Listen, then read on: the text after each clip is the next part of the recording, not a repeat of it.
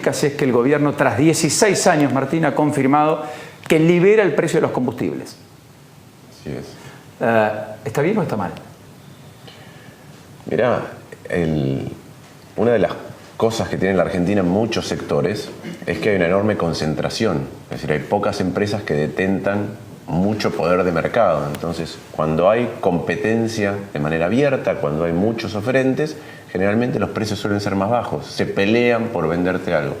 Cuando eso no pasa, no sabes cómo va a reaccionar el mercado. En particular en la Argentina, donde la empresa que comanda el mercado de combustibles, que es YPF, es mixta. Entonces uno podría tener dos hipótesis. Una es YPF va en contra de sus intereses como empresa y lidera y establece un precio que es relativamente contenido, o aprovecha que tiene más poder, aumenta sus ganancias, porque es una empresa que cotiza en bolsa también, y eso haría que el precio de los combustibles suba. Para estas cuestiones está bien liberar el precio. El tema es, como en muchos otros sectores de la economía, si realmente tenemos nivel de competencia. Cuando el kirchnerismo en el año 2015 empezó con su iniciativa de la ley de abastecimiento, nosotros en nuestro bloque respondimos con una ley de defensa de la competencia modelo, moderna, como tienen otros estados. Una ley de defensa de la competencia que nosotros trabajamos con quizá el mayor experto de la Argentina, que es Diego Petrecola. Cuando un estado moderno tiene esos instrumentos, uno verifica qué es lo que pasó en los últimos años en países similares al nuestro, en Colombia, en Chile, en Perú, inclusive en países de otros continentes que tienen nuestro nivel de desarrollo, y muchos sectores que tienen poder de mercado tenían precios 23% en promedio por encima de lo que deberían ser. 23% en promedio.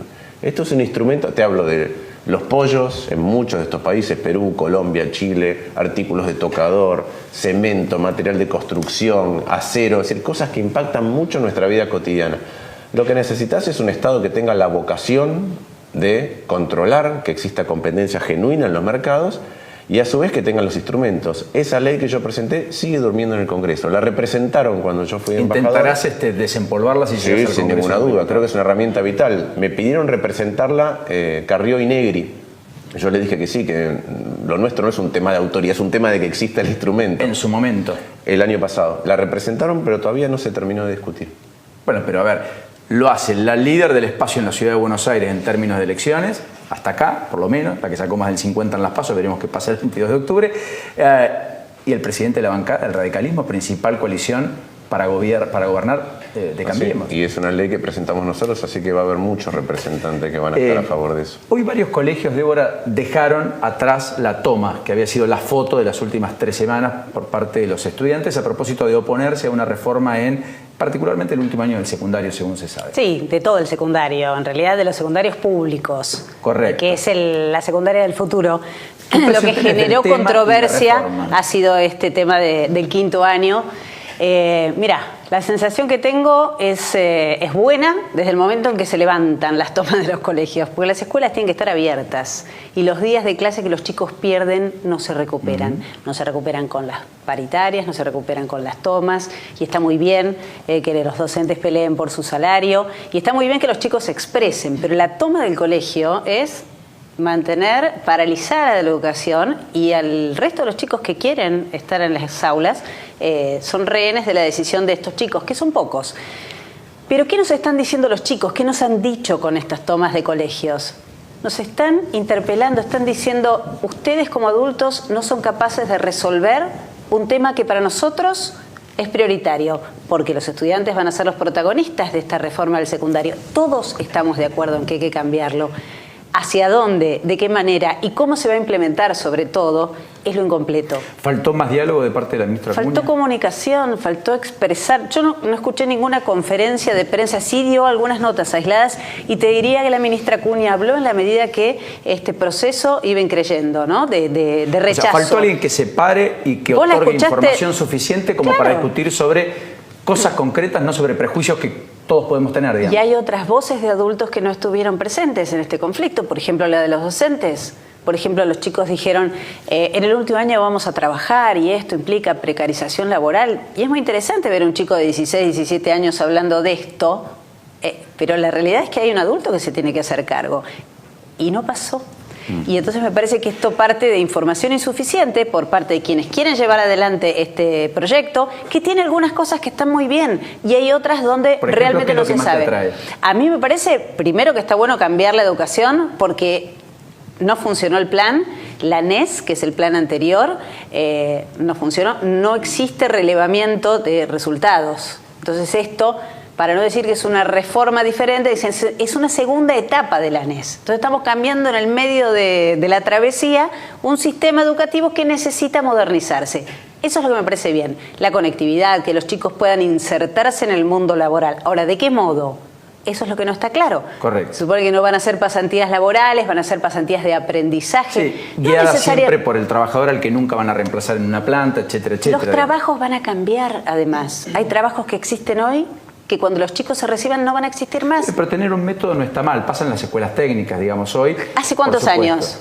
Y bueno, desde que yo tengo uso de razón. Digamos. Cuando nosotros éramos chicos y estudiábamos, la mayoría en la escuela pública. Ayer nomás, digamos, va. Bueno, ayer nomás, acá a la vuelta. Pero la verdad es que esto existe y hay modelos de escuelas donde se lleva adelante estas prácticas y lo hacen muy bien. Copiemos eso. Y además cada escuela necesita un método diferente o todas las escuelas necesitan la misma reforma. ¿Te impactó el fallo de Liberatore, Elena Liberatore, diciendo que es constitucional tomar un colegio? No me impactó porque hace mucho que hemos ampliado derechos de distinto tipo en la Argentina y hay reformas significativas que ha tenido la Argentina en sus albores a principios del siglo XX, que también han tenido, si querés, un estado de deliberación intensa. Está bien, pero decretar constitucional la toma de un colegio. Bueno, yo no me quiero meter con temas de la justicia, no me quiero meter con eso. Lo que sí creo es que el modo de discusión, esté avalado o no, uno puede decir algo es constitucional y quiere decir que está permitido por la Constitución argentina. Otra cosa si es correcto o no es correcto, dependiendo de lo que estamos discutiendo. Correcto. Entonces ahí me parece que hay una gran diferencia. Los chicos están viendo que nosotros no sabemos discutir profundamente un montón de temas y replican de manera repetida. A mí me ha tocado como docente en la Nacional de Buenos Aires, tomas de colegio, entonces replican de manera recurrente un método de protesta, de manifestación que no es el más adecuado para zanjar ninguna cuestión. Como decía Débora recién, hay muchos temas por discutir, en particular en la educación, en particular en la educación media, donde realmente inclusive este intento de reforma, esta propuesta de reforma, es un reconocimiento de que la escuela media pública no está funcionando, porque si le vamos a agregar o le vamos a dar en quinto año prácticas, lo que estamos diciendo es que durante 11 años la escuela pública no te está formando ni con las aptitudes, ni capacidades, ni actitudinalmente para empezar a trabajar sin tener ese paso. Entonces tenemos que hacer una revisión más profunda de lo que pasa antes. Y nosotros en nuestro espacio además queremos discutir otras cuestiones, sin fanatismos. Esta reforma es un ejemplo, sin fanatismos, donde nosotros los hemos visto de los dos lados. Tanto aquellos chicos que toman irreductiblemente y no quieren encontrar otro modo de discusión, como aquellos que los califican de vagos, de que no quieren trabajar, etc. Entonces, en el medio, lo que queda es la reforma educativa. Nosotros pensamos, aunque es menos marketinero que llamarlo secundaria del futuro, que dar una laptop, que dar una netbook, que ningún sistema educativo puede ser mejor que la calidad de sus docentes. Es algo muy sencillo. Con lo cual hay que primero dar calidad con los docentes. Y en la Argentina ¿Cómo no te vas a, claro, ¿cómo no te vas a ocupar de los docentes si vos les estás imponiendo una reforma? Y está muy bien que el Poder Ejecutivo decida a través de su Ministerio de Educación cambiar. Ellos dicen que hace 1 año y medio que están trabajando sobre esto. Pero ninguna reforma, ningún cambio de plan se puede sustentar sin consenso. Y además, Paulino, en la Argentina tenemos que modificar el curso que está teniendo desde hace bastante tiempo la educación pública. La educación pública de nuestros padres, comparado con la de países vecinos, era mucho mejor. Ahora ya no lo es y eso se ve en las pruebas PISA. Lo que necesitamos recuperar es algo que Argentina una vez tuvo, que es una calidad de docentes extraordinaria desde el inicio de la educación pública en la Argentina. Para darte un ejemplo, en la ciudad de Buenos Aires hay 226 institutos de formación docente. 226. De hecho, vos te fijás y vas a encontrar cursos de actualización docente que se venden en Mercado Libre. ¿Qué proponemos nosotros? Que suma puntos, ¿no? Claro, que exista... Por lo cual te pagan más. Y por lo cual haces carrera docente. Que exista un gran instituto de formación docente con jerarquía de rango universitario, articulado con la Universidad de Buenos Aires, como Francia, que tiene 5 solamente institutos de formación docente, como Ecuador, que es una reforma y tiene 1. Sobre esos docentes, sobre docentes a los que les descargas de problemas cotidianos, de contención socioeconómica y emocional de los chicos, más la capacidad regenerada de los docentes, podés montar cualquier tipo de reforma. Y discutiremos un montón de otras cuestiones. Pero hay cosas que son básicas y que no son marketineras, que nosotros queremos incorporar a la discusión. Buen punto, definitivamente. El fin de semana leí una entrevista que le hicieron en Letra P, un portal político, en el que le consultaron en dónde se iban a posicionar una vez que ingresen al Congreso. Es evidente que usted va a entrar, debería cambiar mucho el resultado de las PASO para que no sea así. Y usted contestó que iba a participar el interbloque Cambiemos. La verdad me sorprendió. No contesté eso. No contesté eso. Dice que no... No contesté eso, no leí la entrevista, pero estoy seguro de que no contesté eso porque no es lo que vamos a hacer. Sí, porque se viralizó por todos lados. Le preguntan, en diciembre asumiría en el Congreso como diputado nacional, ¿qué bancada a integrar? ¿Tiene pensado formar un bloque propio? Y usted, según esta nota, dice, vamos a aportar a la discusión y la interacción del interbloque Cambiemos, pero desde nuestra identidad, no somos levantamanos. Exactamente, nosotros vamos a tener nuestro bloque, no somos levantamanos, vamos a articular la discusión con el interbloque Cambiemos porque es donde tenemos más afinidad. O sea, perdón, pero no va a Cambiemos, pero desde afuera, claro. Desde nuestra desde identidad. Afuera. Debe ser una mala interpretación del periodista. Igual... Pero en el interbloque Cambiemos, bajo las órdenes de Mario Negri, no. No, desde nuestra identidad, nosotros aportamos, damos propuestas. Está bien la aclaración porque... Sí, no había leído la entrevista. Está bueno que le pregunte, falta una coma ahí, me parece. Sí. Yo digo que nosotros vamos está puesto. No, vamos a aportar a la discusión. Mira, no está puesto. Lo que cambia la coma. Esto viene de larga data. Mira, así como cuando era embajador me preguntaron Carrió y Mario Negri si podían representar mi proyecto, yo dije que sí, les di al experto que trabajó con nosotros a que trabajaran. Cuando terminó la elección del 2015, el presidente de la Cámara de Diputados me preguntó ¿qué vas a hacer? Y yo dije, yo voy a aportar a la discusión, voy a aportar desde nuestra identidad es mucho más afín a ustedes, pero desde nuestra identidad. Y ahí fue cuando una semana después me dijeron, no, queremos que hagas más que eso, queremos que nos representes en Estados Unidos, y como en nuestro espacio nosotros creemos que tenemos que aportar desde nuestras capacidades, dije que sí. Pero nosotros aportamos desde nuestra identidad. Ahora, siente que tiene mucha afinidad con Cambiemos. Y bueno, la verdad es que el radicalismo, no quiero volver a esta discusión. ¿Vos, Débora, también o no? Que es una discusión que ya tuvimos antes de las PASO. No, es una discusión para mí que ya está. Pasa que ustedes tienen una... Lo que pasa que no me queda claro, Paulino, es si no van a formar bloque propio. Sí, vamos a formar. Van a formar bloque propio, eso está confirmado. Pero vamos a articular muchas cuestiones. Eso es muy importante, Paulino, porque en el Congreso tenés que estar en un bloque. O sea, así sea el bloque, unibloque, un monobloque, pero tenés que tener... En el pasado, cuando fuimos diputados ya con Carla Carriza, que me acompaña en la lista, ahora nosotros aspiramos que también entre Álvaro de la Madrid, que fue el primero que denunció los fondos de Calafate, los fondos de Santa Cruz y el uso de los terrenos fiscales, el abuso de los terrenos fiscales de Calafate. En 2007. Vamos a repetir lo mismo que hicimos cuando entramos con UNEN. Nosotros teníamos un bloque, articulábamos en un interbloque con Carrió y del otro lado estaba el PRO y el radicalismo y era con quienes más hablábamos. Nosotros no hablábamos tanto con el kirchnerismo para articular política. Sí. Vamos a articular políticas con el interbloque de Cambiemos, pero desde nuestra identidad. Nosotros hay cosas que no nos gustan y las decimos, cosas donde podemos aportar y cosas donde pensamos que nuestro aporte es modificar proyectos que vienen, pero desde nuestra identidad siempre, porque creemos que ese es el mayor aporte que podemos hacer. Y en la legislatura, bueno, básicamente está el bloque Suma Más, así que ahí no si necesitan a alguien, me sumo. Pero para eso necesitamos que nos apoye la gente, desde luego. Y también porque la mirada de evolución, haciendo juego, haciendo honor a su nombre, tiene que ver con el futuro, tiene que ver con mirar para adelante, no con la confrontación y estar empantanados en esta radicalización que padecemos desde hace tantos años. Y la pregunta es, ¿se puede salir de ahí? Sí, se puede. Hay un montón de gente que está en condiciones de ver la vida de otro modo, que quiere otra calidad de vida. Y nuestro 13% representa a la gente que vota en favor de un proyecto y no en contra del pasado, ni de apoyar al oficialismo. Estamos para construir. Bueno, Massa está haciendo una campaña basada en un día la gente va a ganar, digamos. Es el nuevo spot. Es el nuevo spot. El socialismo en Santa Fe está haciendo esfuerzos denodados, lo hablábamos en la previa, para salirse de la polarización y tal vez, por primera vez sin el radicalismo como aliado en la provincia, tener un vuelo electoral que le permita una mejor performance que el magro 12% de las PASO. ¿Creen que hay espacio para ese voto que la gente dice, mira, o pasado o falsa dicotomía, bien planteado desde el marketing o no importa, pero que caló hondo, o el futuro? Es decir, Cristina o Macri, casi como se ha planteado la idea. El futuro es hoy, el futuro hay que empezar a construirlo hoy. Nosotros creemos que está zanjada la discusión del pasado y estamos lejos de eso. Estamos en las antípodas, pero la verdad es que hay diferencias con el presente y para mirar para adelante, para ponerle energía positiva de una vez por todas a este país, no podemos quedarnos en esa polarización. Mira, eso se acaba el 23, cuando estemos todos haciendo el trabajo que tenemos que hacer desde nuestras identidades. Lo que a nosotros nos parece es que este estado de ánimo en el que entramos en el periodo electoral no es conducente a resolver los problemas. Hace poco Eduardo Levi Yeyati sacó una nota. En la nota contaba un experimento. El experimento es muy sencillo. Tomaba grupos de votantes del presidente Macri y la expresidenta. Y primero les preguntaba, ¿está de acuerdo con el ingreso universal a la niñez? El 60% de los grupos decía que sí. Después les preguntaba, ¿está de acuerdo con el ingreso universal a la niñez del presidente Macri? Los kirchneristas, 90% que no. ¿Está de acuerdo con la política de ingreso universal a la niñez de la presidenta Cristina Fernández Kirchner? El 90% de los votantes del presidente Macri decían que no. Eso es sobre una política que ya consensuamos, que todos pensamos que estaba bien y de acuerdo a cómo te la presenten, quién la sponsorea, te pones en contra o a favor. Entonces, si hablamos después de la economía, de la educación, de Maldonado, de Nisman, si vamos a intentar resolver los problemas de Argentina con ese mismo grado de fanatismo, nosotros creemos que no conduce a ningún lugar.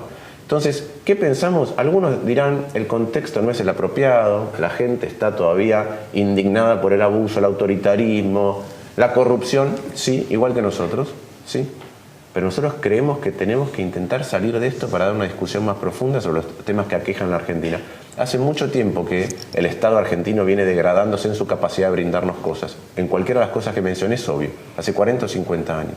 Nosotros creemos que se puede salir de ahí. A mí me tocó representar a Argentina en el exterior y yo tuve que contar la potencia que tiene Argentina más allá de los tópicos habituales con que un estadounidense percibe a la Argentina. Tango, Malbec, carne, Messi, el Papa, ¿sí? Contar lo que Argentina es, el tejido industrial que tiene, la clase media que tiene, el potencial de emprendedurismo, que somos el único país latinoamericano que tiene premios Nobel en ciencia, los recursos naturales que a veces ni siquiera se sospechan, pero eso requiere de una capacidad de organización distinta. Yo creo que la capacidad de organización es colectiva, no es individual, no es de un espacio, es de aquello que representamos al colectivo mayor de gente que pueda juntarse a consensuar cosas. Lustó, hay, si se quiere, alguna sintonía en la economía que marca de un leve crecimiento, pero en el conurbano, más precisamente en la zona textil de San Martín, lo que se sufre mucho es el tema textil.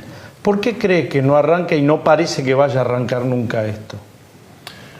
A ver, lo que tenés es una economía navegando a velocidades distintas, ¿sí?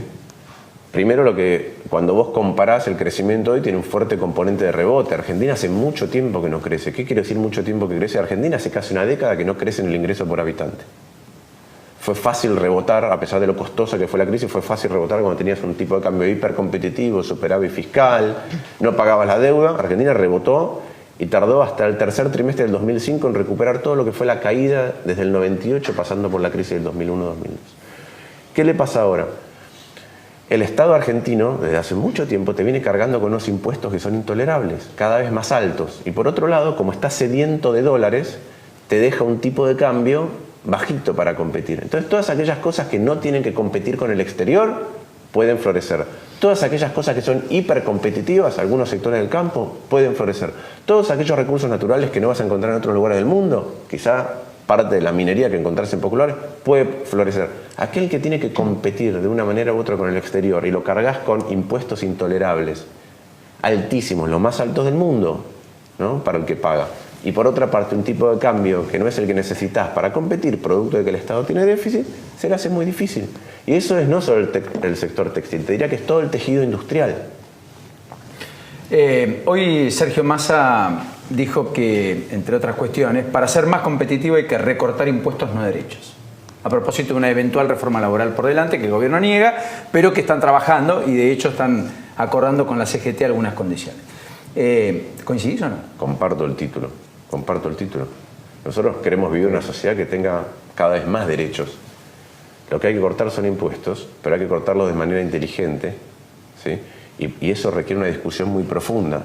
Porque yo no quiero ninguna reforma laboral que cercene derechos, pero tampoco quiero convenios colectivos de hace 50 años. ¿Y cómo haces? Tenés que discutir convenios colectivos con seriedad, mirando cuáles son las potencialidades de Argentina. Débora conoce el convenio colectivo de periodistas. Sí, los costos políticos de discutir y meterse en eso son muy altos. Pero de hecho hay pocas maneras. de no hacerlo. ¿Y se debe hacer con la integralidad de la CGT o de las organizaciones obreras o actividad por actividad como presume que puede hacer el gobierno? Es que volvemos a lo mismo. Lograr el consenso y sentarse a discutir esto, primero necesitas que el otro esté dispuesto y se siente a la mesa. Y después estar dispuesto a conceder, pero digamos. claro, pero conceder de los dos lados. Hay algo que nosotros nos olvidamos. Nosotros vamos a querer vivir todos en un país que esté abierto al mundo, pero que pague salarios de país rico. ¿Sí? Eso es lo que aspiramos. Eso quiere decir que cuando vos competís, acá adentro está todo.